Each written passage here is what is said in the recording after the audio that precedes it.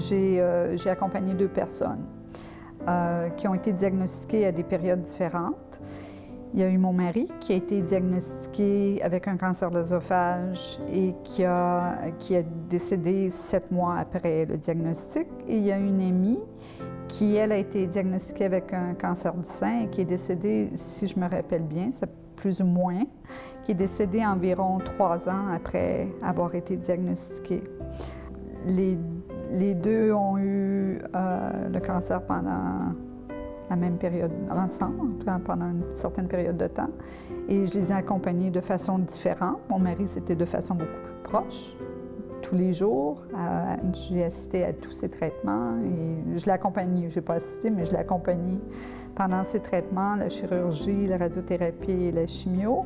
Ma copine, j'habitais à l'extérieur du Québec, donc c'était beaucoup plus au téléphone, c'était beaucoup plus de raconter ce qu'elle vivait. Il y a une partie où on est inquiet, il y a une partie où on a peur, mais en même temps, il faut rassurer l'autre. Moi, je me suis retrouvée à donner des soins que je n'aurais jamais pensé pouvoir donner.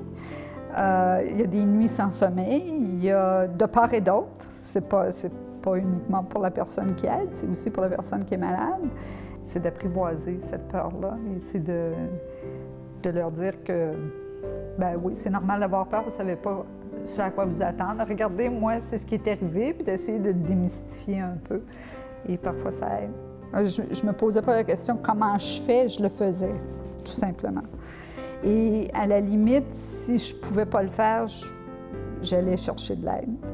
Je suis bénévole pour la Société canadienne du cancer pour un programme qui s'appelle Cancer J'écoute, qui est un programme de support affectif pour les aidants naturels.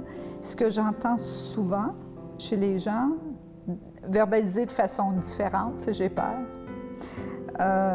Je ne sais pas comment réagir, je ne sais pas comment aider mon conjoint ou aider la personne que j'accompagne, je me sens démunie et qu'est-ce qui va se passer ensuite?